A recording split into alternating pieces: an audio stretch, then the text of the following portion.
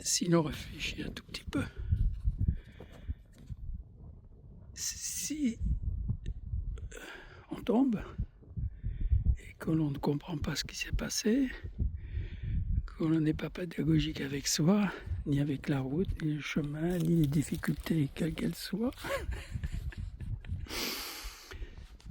on va avoir une émotion de regret, d'incompréhension qui va se transformer en traumatisme. Il ne faut plus passer par là, il ne faut plus faire ceci, il ne faut plus faire cela.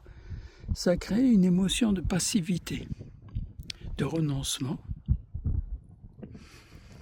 Alors que la chute instantanée, quand quelqu'un immédiatement vous vexe, vous dit quelque chose de désagréable.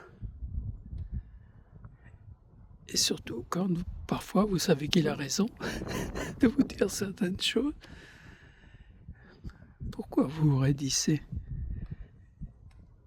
Et pourquoi vous vous projetez sur lui en disant quel con, quel ceci, quel cela?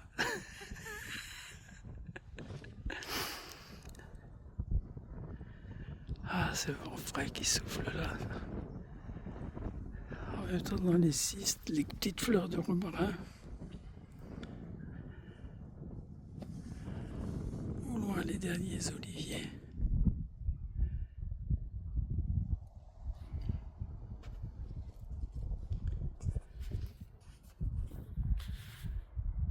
À un moment, lorsque l'on accepte d'apprendre face à une difficulté, face à une personne, eh bien tout change. L'obstacle s'éclaire et on voit combien notre résistance à ne pas vouloir accepter cet obstacle est devenue une réalité. Tous les obstacles, ce sont des idées, des pensées, des limites qui n'ont pas de réalité vécue. Ce ne sont que des projections intellectuelles, ce ne sont que des idées, ce ne sont pas des expériences directes, immédiatement vécues.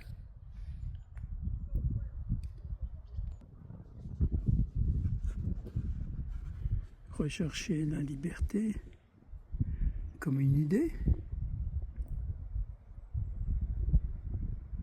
c'est une illusion de recherche de liberté. Mais en réalité, nous sommes captifs de nos emprisonnements, de nos idées fixes, de nos prisons mentales.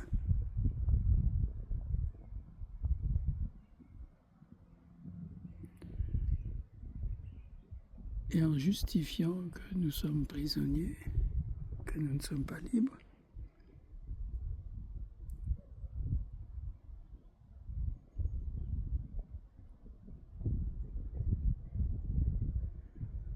nous critiquons le présent, le passé, et on anticipe l'avenir.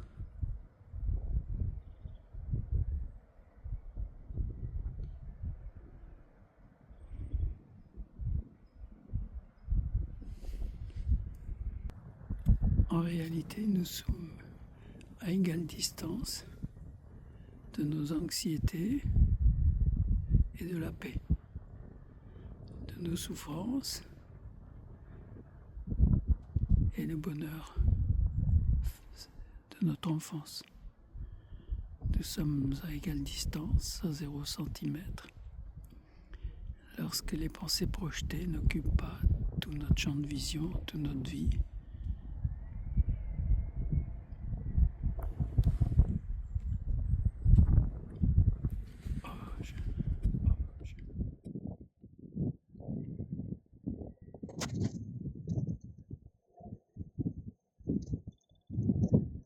Les projections couvrent la cime des nuages.